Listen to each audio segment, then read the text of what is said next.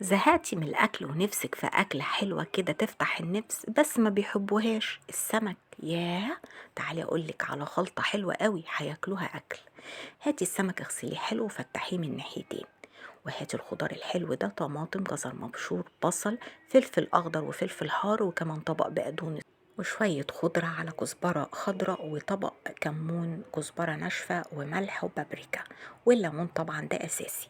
هجيب كل الخضار الجميل ده هنزل بيه في بولة كبيرة، وهبدأ كده أفك البصل من بعضه وهنزل عليه بالكمون والكزبرة الناشفة والملح والبابريكا. اخلطي كويس جدا، انزلي عليهم بالليمون، عصير ليمونتين أو ليمونة زي ما تحبي. بعد كده هنزل بمعلقتين كبار من الزيت، هو اللي هيخليه لون الصينية جميل. هنزل ب3/4 طبق الخضرة ده واقلب حلو قوي. شايفين الالوان الجميلة تفتح النفس؟ اركني بقى الخليط على جنب وهاتي الكبة وتعالي معايا. هنزل ب5 6 فصوص من التوم، عليهم حبة من الفلفل الأحمر، وهنزل بالتوابل: معلقة نعناع ناشف، كزبرة ناشفة، وكمان بابريكا وشوية كمون. اولا النعناع الناشف ده هيخليلك الصينية في حتة تانية خالص. هنزل عليه بشوية خل وبعدين عصير ليمونة، وبعد كده هنزل بشوية الخضرة اللي باقيين مع حبة من الخلطة اللي انا خلطتها على بعضها في البولة قدامكم. هبدأ اطحنها طحن جامد قوي زي ما انتوا شايفين عايزاها كده.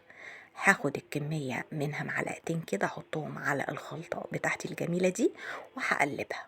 هاتي صينيتك بقى وابدأي افردي تحت كده جزء من الخلطة الحلوة دي، يعني نقوله 3/4 الخلطة يكون في الصينية من تحت.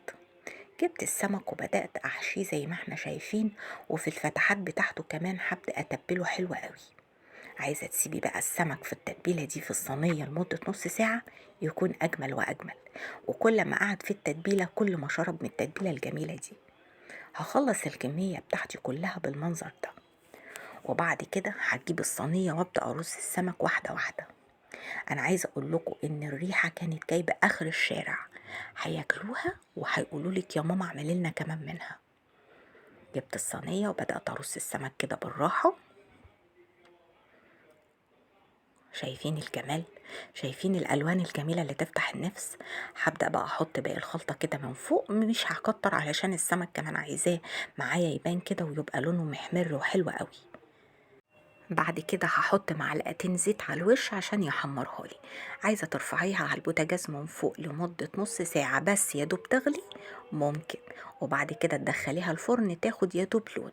عايزه تدخليها على طول مفيش مشكله، المهم ان هيطلع معاكي صينية سمك حكاية. وبألف هنا.